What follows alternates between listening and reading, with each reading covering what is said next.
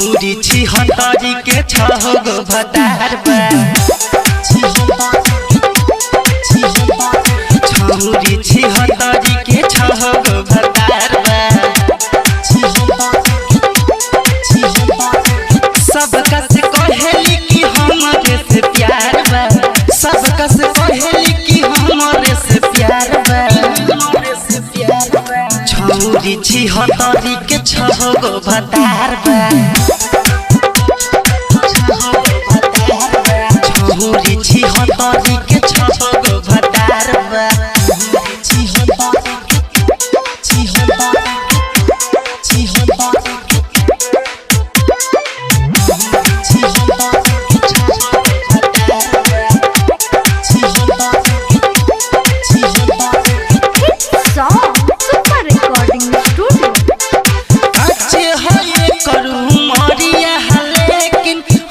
के पुरिया गाँव में है चर्चा लूटेली सबसे लहरिया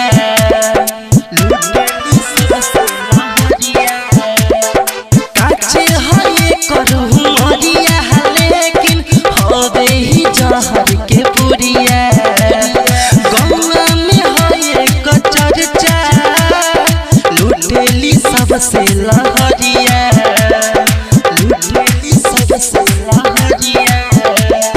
कागजनी मौआ एकर भई अनाहर बा छौरी छी हतारी के छगो भतार बा सब कस कहेली कि हमरे से प्यार बा सब कस कहेली कि हमरे से प्यार बा छौरी छी हतारी के छगो भतार बा छौरी छी हतारी के छगो भतार बा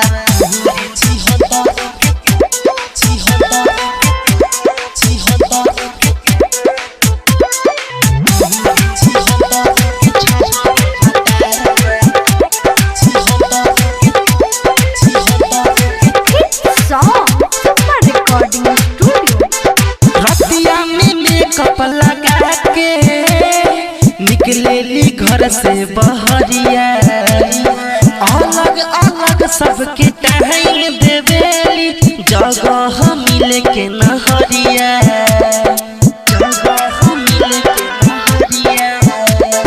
रतिया में मेकअप लगा के निकलेली घर से बहरिया